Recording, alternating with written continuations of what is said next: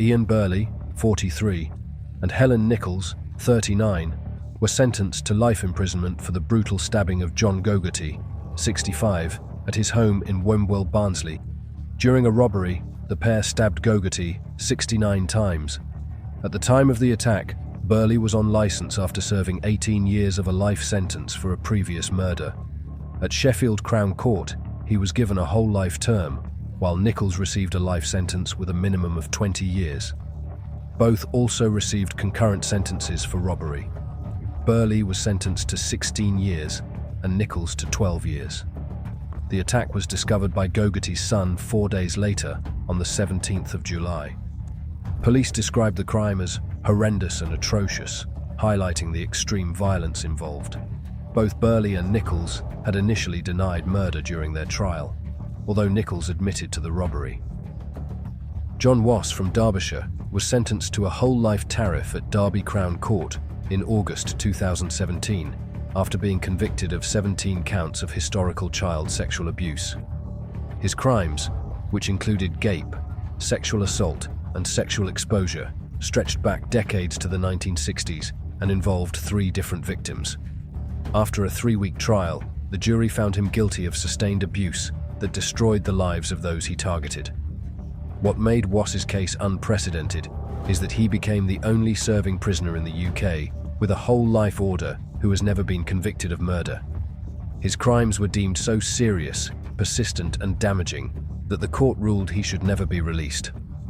Detective Constable Paul Butler of Chesterfield's Public Protection Unit, who led the 2.5-year investigation, said the sentence reflected the severity of Wass's offences. He added that he hoped the outcome would encourage other survivors of child abuse to come forward, knowing that the justice system can and will impose the harshest penalties on perpetrators of such crimes. Paul Glen, 33, from Fleetwood, Lancashire, was convicted of murder for fatally stabbing Robert Bogle, 25, in Farset, Cambridgeshire. The killing was a case of mistaken identity. Glen had been hired as a contract killer to target a wealthy builder's son, Victor Smart, but instead attacked Bogle, who was living in the same house. Glen was also found guilty of conspiracy to cause grievous bodily harm, while other men implicated in the plot were cleared of murder but faced separate charges for their involvement. The court heard that the murder plot had been orchestrated by Robert Lotz, a wealthy builder who wanted Smart eliminated because he believed Smart was intimidating his son. Lotz allegedly contacted Glen through intermediaries, including Wayne Wright and Victor Dark.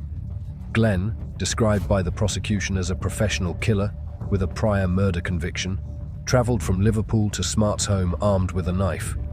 Tragically, he attacked the wrong man, killing Bogle instead. During sentencing at Norwich Crown Court, Deputy High Court Judge Sir John Blofeld condemned Glen's actions, highlighting the terrible loss of a young life. Glen was sentenced to life imprisonment, with the judge ordering that he remain in prison for the rest of his natural life. For his conviction of conspiracy to cause grievous bodily harm, he received a concurrent 9-year term.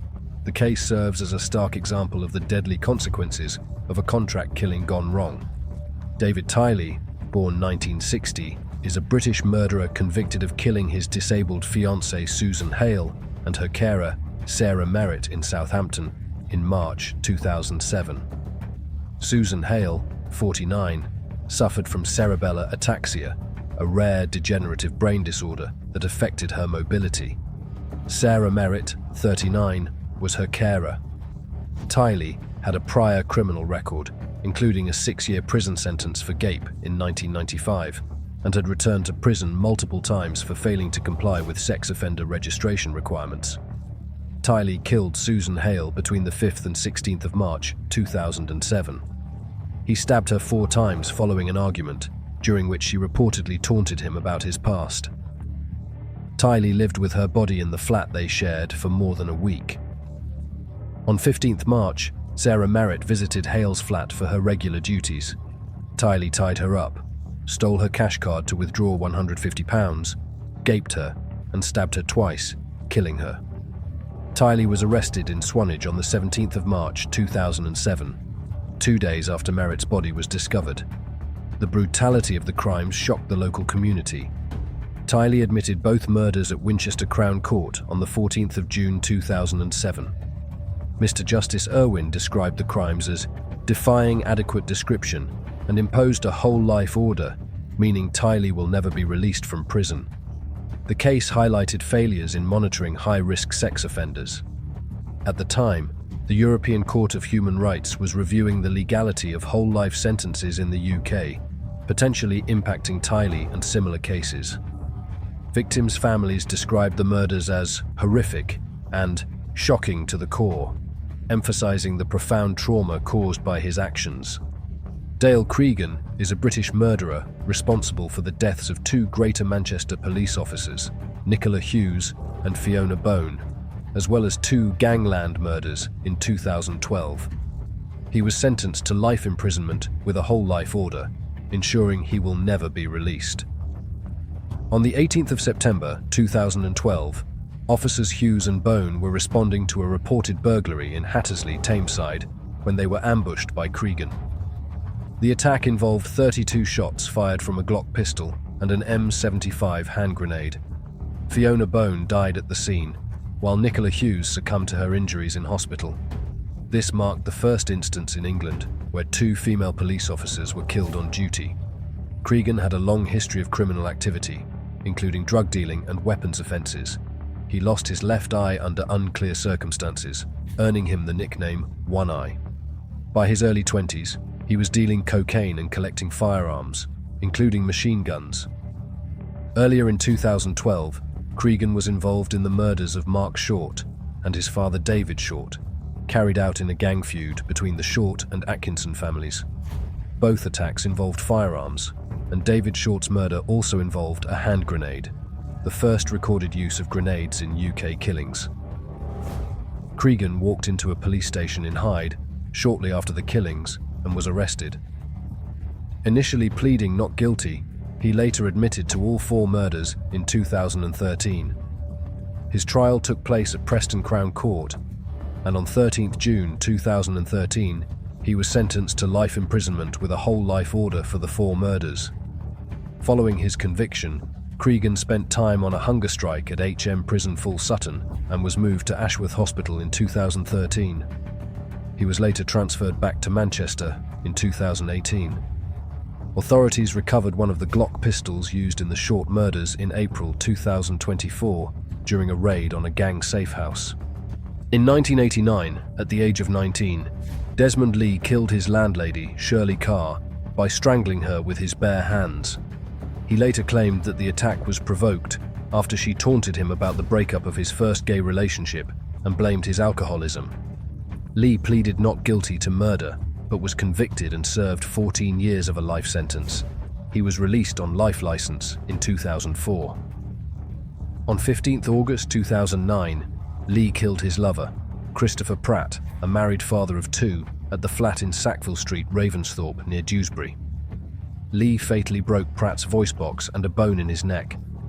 After the murder, he remained in the flat, using Pratt's credit and debit cards to pay bills, buy alcohol for a party, and order more than £200 in food from Asda, as well as attempting to purchase £1,181 of goods from Argos. The next day, he moved Pratt's naked body into the back of his car and transported it to moorland off New Hay Road in Scamandon, where it was dumped. The body was discovered by a jogger on the 26th of August, 11 days after the murder.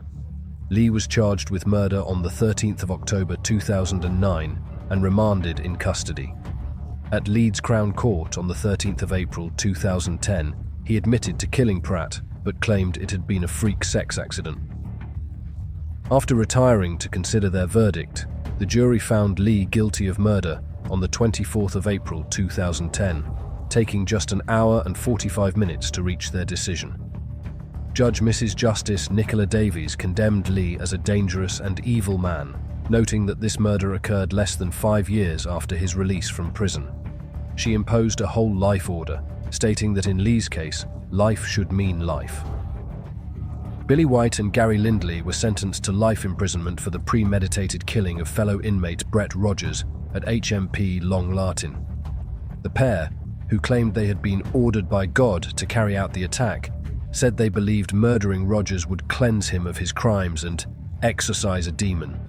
White, who was already serving a life sentence for murdering his partner, was handed a whole life term for his part in the crime.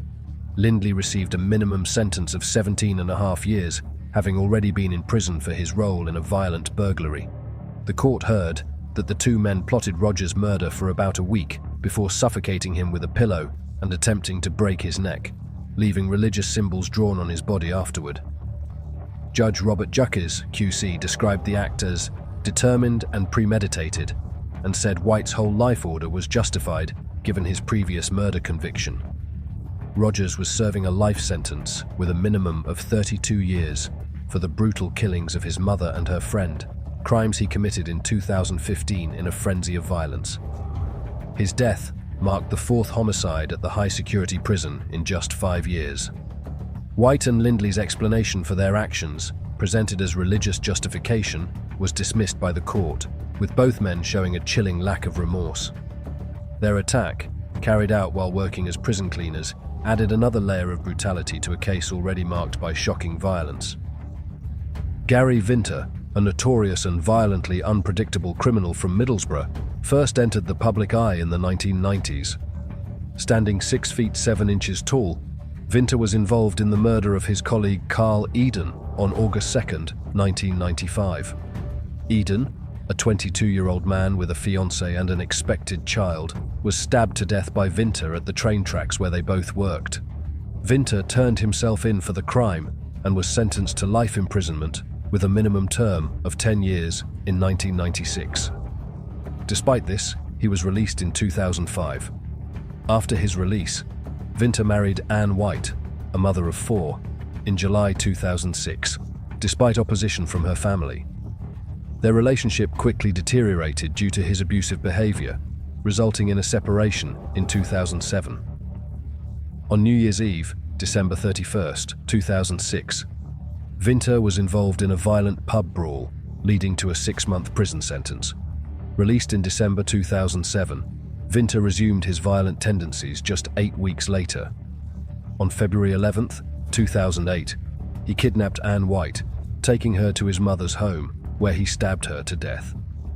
During his trial at Teesside Crown Court, Vinter admitted to the murder and taunted White's family, showing no remorse. He was sentenced to life imprisonment without the possibility of parole.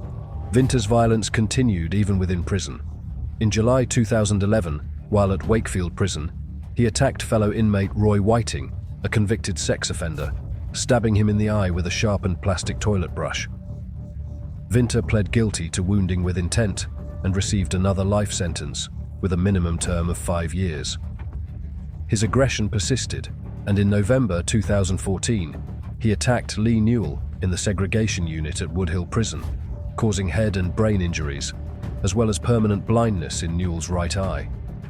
Initially pleading not guilty to attempted murder, Vinter later admitted guilt during the trial in February 2016. He received an additional 18-year sentence. Jason Gomez and Paul Watkin were sentenced to life imprisonment for the brutal murder of fellow inmate Darren Flynn at HMP Swaleside on the 25th of March. The attack involved luring Flynn into a cell and stabbing him 190 times with improvised weapons, including a blade wrapped in material and a black-handled implement with a thin, protruding shaft. The pair believed Flynn was an informant, or grass, although Kent police confirmed there was no evidence to support this claim. Gomez admitted his involvement, while Watkin pleaded not guilty at Maidstone Crown Court, despite both men confessing to prison officers immediately after the attack.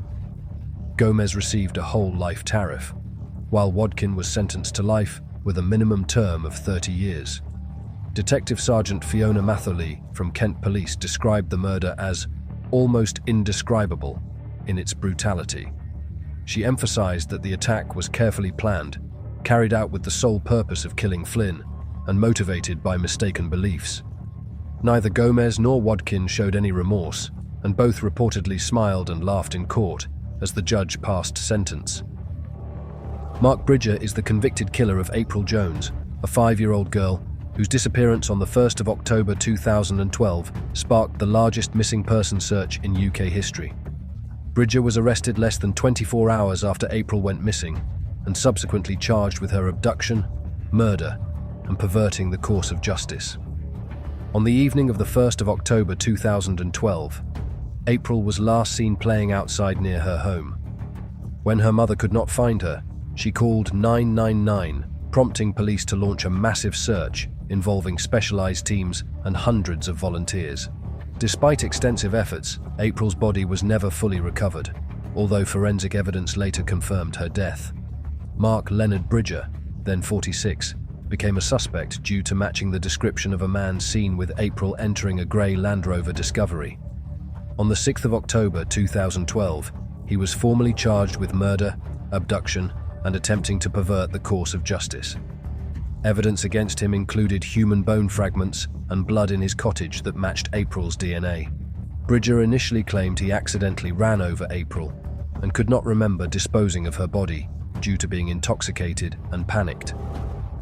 Bridger's trial began on the 29th of April, 2013, at Mould Crown Court. On the 30th of May 2013, he was found guilty of abduction, murder, and perverting the course of justice. He was sentenced to life imprisonment with a whole life order, ensuring he will never be released. The judge described him as a pathological and glib liar and a peephole. Bridger later claimed to a prison chaplain that he had disposed of April's body in the nearby Afon Doulas, but police believe her remains were scattered around the local countryside. Anwar Rosser, a 33-year-old former soldier, was sentenced to life in prison without the possibility of release for the brutal murder of 4-year-old Riley Turner. The boy was killed while asleep at his family home in Cayley, West Yorkshire, on the 20th of January 2013.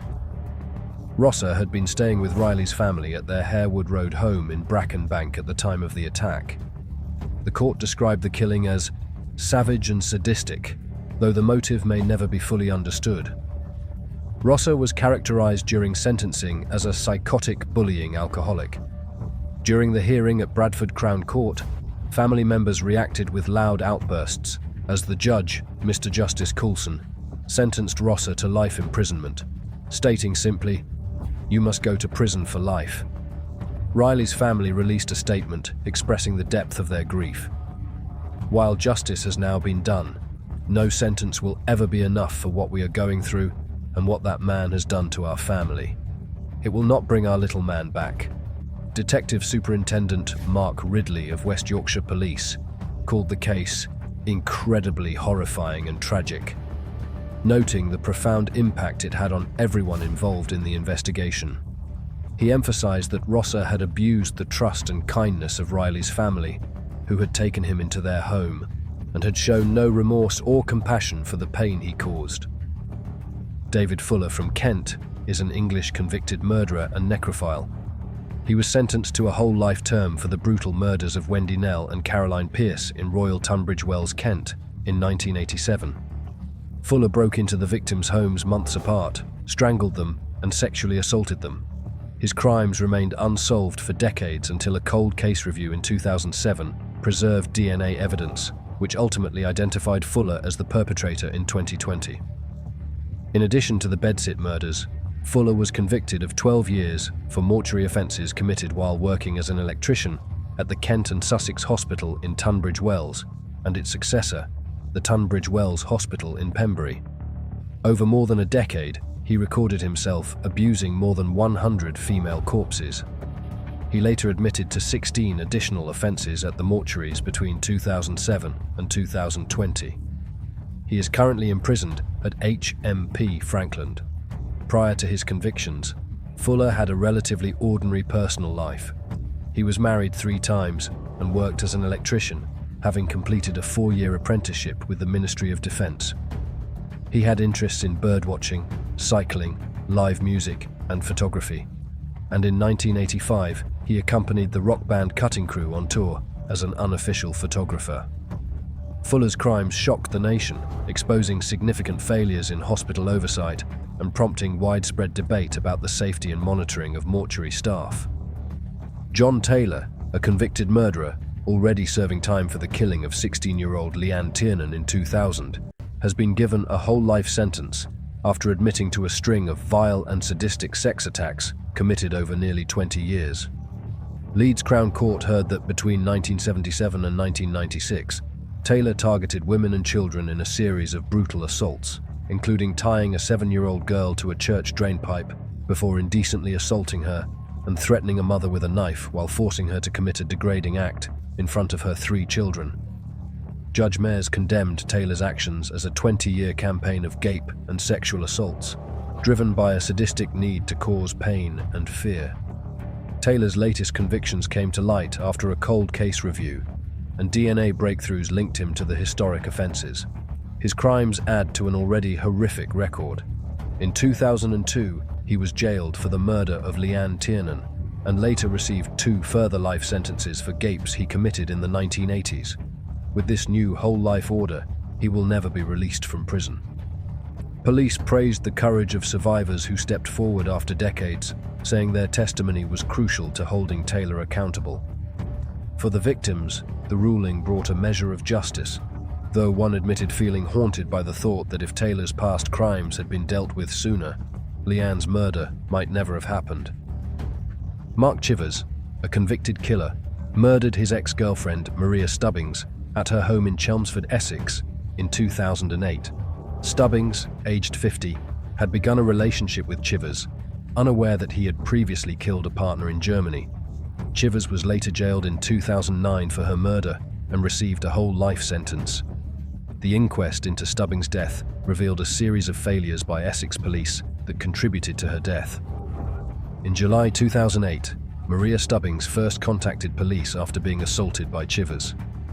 Despite being considered high risk and initially provided with a panic alarm, the alarm was removed the day after Chivers' arrest. Later that year, Chivers was found guilty of assault, but was freed after serving 3 months in jail, and Stubbings was never informed of his release.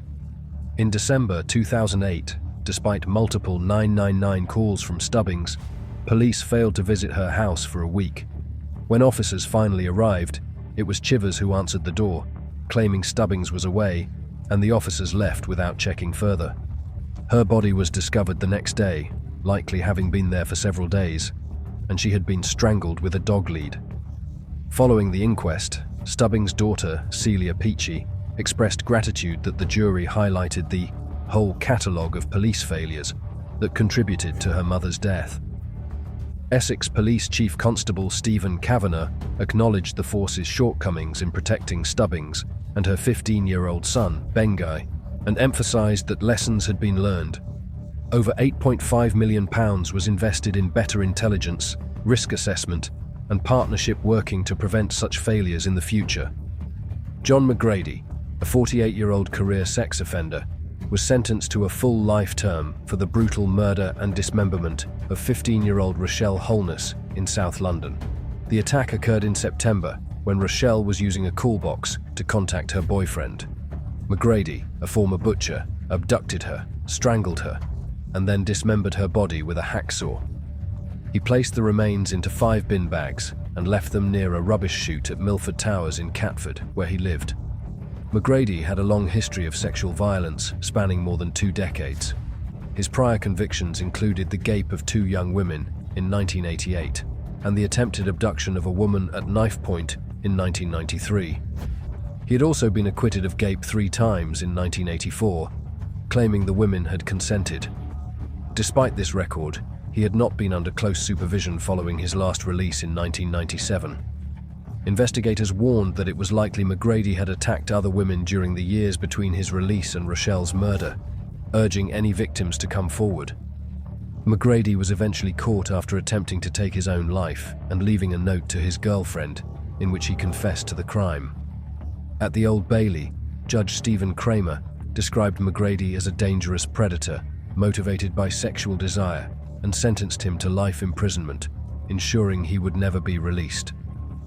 Rochelle's parents, Jennifer Bennett and Denroy Holness, publicly criticized the justice system for allowing such a dangerous man to live in the community, calling for reforms that would alert the public to the presence of high-risk sex offenders. Detective Inspector Tim Grattan-Kane described McGrady as evil and stressed the importance of measures to protect communities from offenders like him. John Sweeney, 54, is a convicted murderer responsible for the deaths of two of his former girlfriends, Paula Fields and Melissa Halstead, whose bodies were found in canals in London and the Netherlands. Sweeney, originally from Liverpool, had a history of extreme violence and was already serving life imprisonment for a previous attack when he was linked to these murders. Halstead, 33, was found in a Rotterdam canal in 1990, while Fields, 31, was discovered in Regent's Canal in London in 2001. Investigators believe Sweeney may have been involved in the disappearance of at least 3 other women in the UK, potentially former girlfriends, whose identities remain unknown. Sweeney's violent history included a 1994 axe attack on another former girlfriend, Delia Balmer, which left him with 4 life sentences. Following this attack, he went on the run and killed Fields. During his crimes, he deliberately dismembered both Halstead and Fields, removing their heads and hands to hinder identification. Many of the victims' body parts have never been recovered. In his homes and prison cell, authorities discovered hundreds of drawings, artworks, and poems, some depicting his victims, including macabre references to Halstead, such as a drawing of a gravestone reading R.I.P. Melissa Halstead, and notes describing her body being chopped up and fed to fish. Sweeney was described in court as a controlling and possessive man who displayed no remorse for his actions. The investigation into his crimes remains ongoing, with authorities seeking to identify other potential victims in the UK, Netherlands, and Europe. His attacks combined obsessive control, brutal violence, and attempts to erase evidence, marking him as a calculated and highly dangerous offender. Malcolm Greene, a convicted double killer, was sentenced to life imprisonment in 1991 for the murder later dubbed the Body in the Bags case. He was found guilty of killing Clive Tiley, a man from New Zealand, whose dismembered torso, head, and limbs were discovered in separate bags. Tully's identity was confirmed with the help of a computer-enhanced image created by a newspaper graphic artist. The investigation began after a torso was found in Rogerstone, followed days later by Tully's head and limbs in the marshes of St Bride's Wentluge, located between Cardiff and Newport. When Greene was apprehended, it was revealed that he had recently been released from a previous life sentence for the murder of a Cardiff prostitute 2 decades earlier, a crime that also involved dismemberment. Greene was sentenced to life imprisonment once again, with a recommendation to serve at least 25 years, but the Home Secretary imposed a whole life tariff, ensuring he would remain in prison for life. Rahan Arshad, a 36-year-old taxi driver, was sentenced to life imprisonment with a whole life order after murdering his wife and 3 children in Cheadle Hulme, Greater Manchester. His victims were his wife, Uzma Arshad, 32, and their children, Adam, 11, Abbas, 8, and Henna, 6. The killings were triggered by Arshad's discovery that his wife had been having a 3-year affair with family friend Nasir Iqbal, a married father of 4. Arshad had separated from his wife in 2004, but returned to live with her the previous year. Uzma had reportedly confided in her brother that she feared for her life, saying, "Count the days until he kills me." On the 28th of July, during a day trip to Blackpool, Arshad's anger escalated. Back at their home, he beat Uzma with a rounder's bat before taking the children downstairs and fatally striking them one by one. The brutality of the killings shocked investigators. After the murders, Arshad fled to Thailand, but was traced and extradited back to the UK to face trial. At Manchester Crown Court, Arshad claimed that his wife had killed the children and that he had only attacked her in a rage after discovering her affair. The jury rejected this defense in under 2 hours. Mr. Justice David Clark sentenced him, emphasizing, "Life imprisonment in your case means life. You killed your entire family in circumstances of great brutality." Mark Fellows, known by the nickname the Iceman, was handed a whole life sentence after being convicted of the murders of rival underworld figures Paul Massey and John Kinsella. Originally from Salford but living in Warrington at the time of the killings, Fellows established himself as a cold and methodical hitman, carrying out assassinations linked to criminal feuds involving the anti-A-Team network. In July 2015, he ambushed Massey outside his home in Clifton, gunning him down with a weapon resembling a submachine gun while dressed in military-style clothing. Nearly 3 years later, in May 2018, he executed John Kinsella near Rainhill as Kinsella walked with his pregnant partner, using encrypted EncroChat devices to coordinate the murder with accomplice Stephen Boyle, who acted as a spotter. The case against Fellows relied on painstaking evidence, including GPS data from a Garmin fitness watch found in his home that placed him scouting near Massey's property before the killing.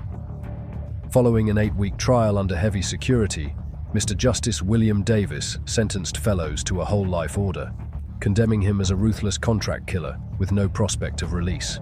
Boyle, meanwhile, was convicted for his role in Kinsella's murder, but acquitted of involvement in Massey's death.